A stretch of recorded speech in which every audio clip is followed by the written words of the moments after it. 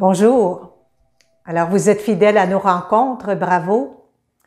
Aujourd'hui, l'évangéliste Saint Luc nous présente une parabole racontée par Jésus et concernant trois personnages, un père et ses deux fils.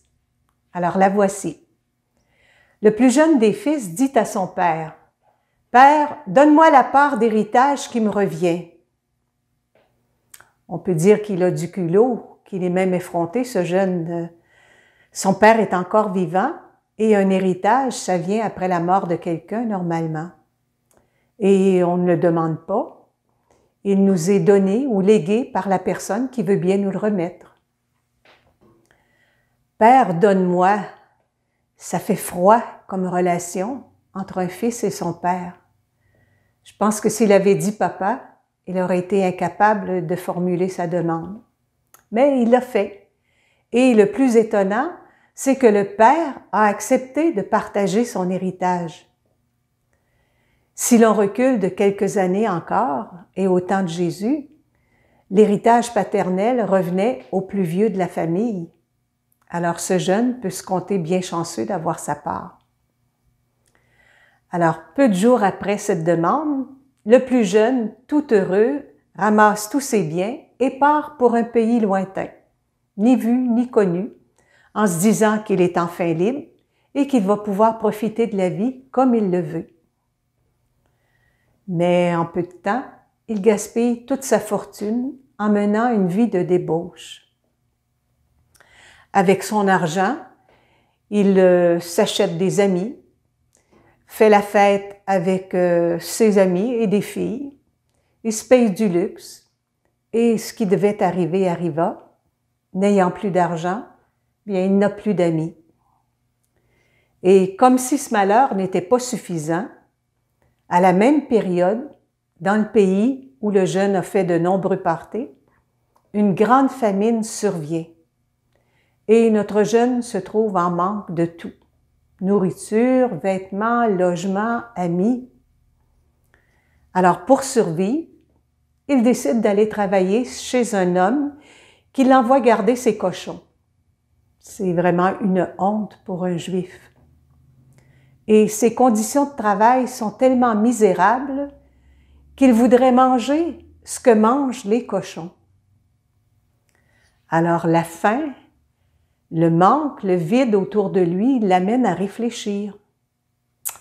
Oui, les ouvriers chez mon père, les serviteurs, mangent tous les jours. Et moi ici, je meurs de faim.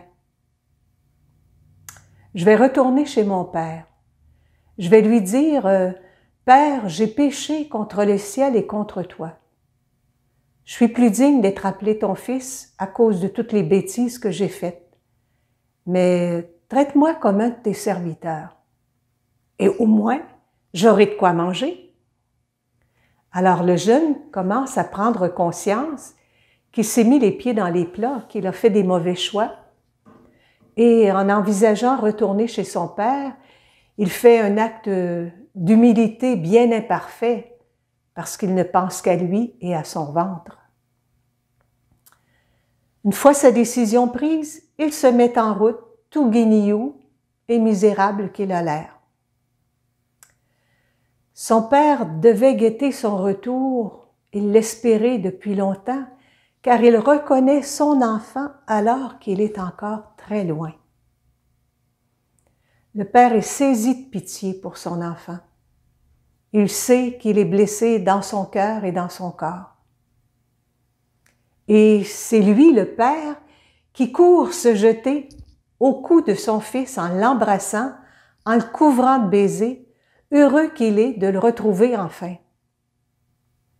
Alors le fils est surpris d'un tel débordement d'amour de son père. Il commence à dire les mots qu'il a préparés. « Père, j'ai péché contre le ciel et contre toi. Je ne suis plus digne d'être appelé ton fils. » Mais le père est tellement heureux de retrouver son fils qu'il ne laisse pas continuer sa confession. Il dit à ses serviteurs, « Vite, vite, apportez les plus beaux vêtements, c'est mon fils. Il se trouve bien habillé. Oh, mettez-lui une bague au doigt, il est de la famille, et des sandales aux pieds. Ce n'est plus un esclave, c'est un homme libre. Le père, après avoir entouré son fils de toutes ses attentions, ajoute « Mais il faut faire la fête, il faut un bon repas. Tuons le veau gras, mangeons, festoyons, car mon fils qui est là, il était mort et il est vivant, il était perdu et il est retrouvé. » Pendant ce temps, le fils aîné travaillait au champ et quand il revient à la maison, il entend la musique des fêtes et il a connaissance des débordements de joie. Alors il demande au serviteur, « Mais qu'est-ce qui se passe? Ton frère est de retour et ton père a fait tuer le veau gras parce qu'il l'a vu revenir. » Oh, la réponse ne plaît pas à l'aîné, il se met en colère. Pour lui, son père s'est mal comporté en partageant l'héritage et pas question pour lui d'entrer faire la fête. Il dit à son père pour se justifier, « Moi, ça fait des années que je travaille ici sans avoir jamais désobéi à tes ordres.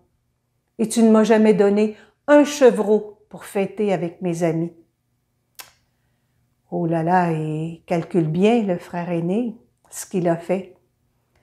Et je dirais que sa frustration est à son comble quand il dit « Quand ton fils que voilà est de retour », comme si ce n'était plus son frère. « Quand ton fils que voilà est de retour, lui qui a dépensé tout ton argent avec des filles de mauvaise vie, tu fais tuer le veau gras que moi j'ai engraissé. » Le père s'efforce de lui expliquer que la relation d'amour, c'est ce qui est vraiment le plus important. Toi, mon fils, tu es toujours avec moi et ce qui est à moi est à toi. Il faut se réjouir, je n'avais pas le choix, car ton frère qui était mort, il est vivant, il est revenu à la maison. On ne sait pas comment l'histoire s'est terminée, parce que parfois nous agissons comme le plus jeune et parfois comme le fils aîné. Mais l'attitude du père ici, est-ce qu'elle te surprend? Est-ce qu'il est trop bon, ce père? Bonasse? Irresponsable? On comprend mieux la parabole quand on se rend compte que Jésus nous parle de son Père du ciel, le Père miséricordieux. Alors écoutons puis reprenons quelques éléments en se mettant dans la peau de Dieu, dans son cœur, avec ses yeux. Le jeune qui choisit de quitter son père, ça pourrait être toi, ça pourrait être moi, n'importe qui de nous. Ce jeune se coupe d'une relation d'amour puis de sécurité. Il préfère l'avoir, les biens matériels, au bonheur de vivre avec le Père. C'est la coupure, c'est la séparation, c'est une rupture. Et comme si cela ne suffisait pas, le jeune demande à partir avec les biens, les richesses de son Père. Et comme Dieu le Père respecte notre liberté, il répond à sa demande. Alors le fils part pour un pays lointain, ce qui veut dire qu'il s'éloigne de Dieu. Et il vit en se pensant libre. En réalité, ce qu'il vit, c'est de la débauche, c'est du désordre moral, autant dans ses choix que dans ses actes, pour en arriver à constater qu'il a tout perdu, qu'il est déçu, insatisfait, que tout ce qu'il a rêvé est parti en fumée et raté. Alors il perd ses illusions, ses mirages de faux bonheur, il s'est vraiment trompé. En plus, il dépend d'un employeur qui lui fait la vie dure, alors que chez son père, il connaîtrait l'amour et la sécurité. C'est la misère pour lui, c'est l'abondance chez son père. Il vit dans la déchéance avec les cochons. Il a perdu sa dignité de fils du Père. Il vit une grande solitude et chez son père, ce serait la communion et les relations. Il n'a plus aucune considération, il est méprisé, ce qui n'était pas le cas chez son père.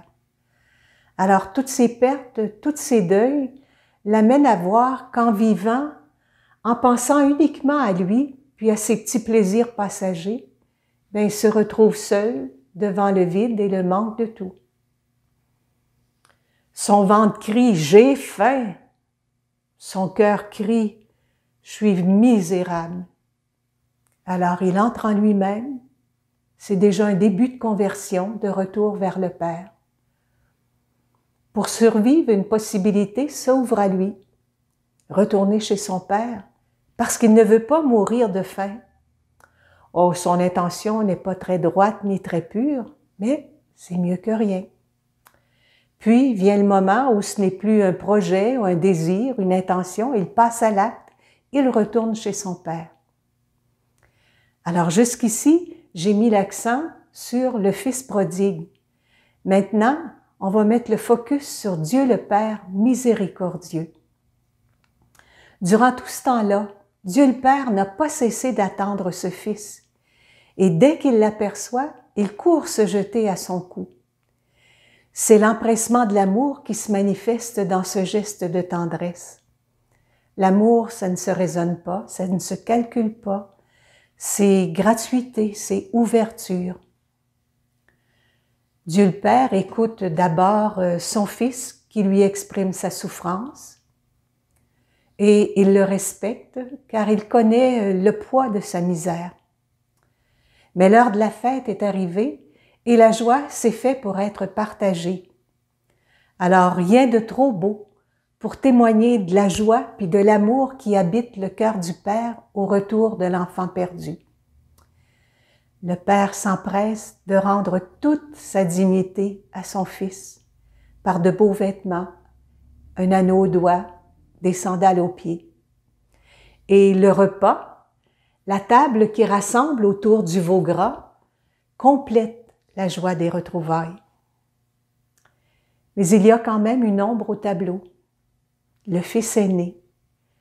L'aîné accomplissait son devoir, il travaillait, et quand il revient à la maison, on ne dit pas qu'il revient chez son père. Est-ce qu'il se donnait des droits qu'il n'avait pas? Son travail, il le fait, c'est bien, mais est-ce qu'il le fait par amour? Est-ce qu'il le fait par obligation? Par besoin de bien paraître? Chose certaine, il ne veut rien savoir de cette fête, ni de ce fils de son père, qu'il ne considère plus comme son frère. C'est certain que son orgueil est blessé, parce que lui, le correct, semble n'avoir jamais fait d'erreur. Il n'a même jamais fêté avec ses amis. On peut se demander s'il en avait. Et s'il en avait, est-ce qu'il prenait du temps avec eux? Ou si le travail et la performance occupaient toute la place. Et le péché de débauche et le gaspillage d'argent, il n'a pas connu cela. Et on vient de tuer son veau gras pour un pécheur de grand chemin. Peut-être qu'il se sent ruiné parce qu'on a pris son trophée, la marque de son succès. Dans tout cela, Dieu le Père ne met de côté aucun de ses enfants, ni le plus jeune, ni le plus vieux. Et à chacun de nous, d'eux, comme à chacun de nous, il dit « Mon enfant, pourquoi, quand je suis heureux, faut-il que toi tu sois jaloux? Tu ne sais donc pas que pardonner pour moi, c'est pas un devoir. C'est un cadeau que tu me fais quand tu me donnes tes péchés, parce que je suis l'amour, et quand tu me permets de t'aimer, ben tu me permets d'être Dieu. » Alors, pour compléter cette démarche et pour réjouir le cœur de Dieu, j'ai des questions pour vous. La première, quelles sont les qualités que l'on découvre dans le cœur de Dieu? La deuxième, quelles raisons ont pu pousser le plus jeune à choisir de quitter son père?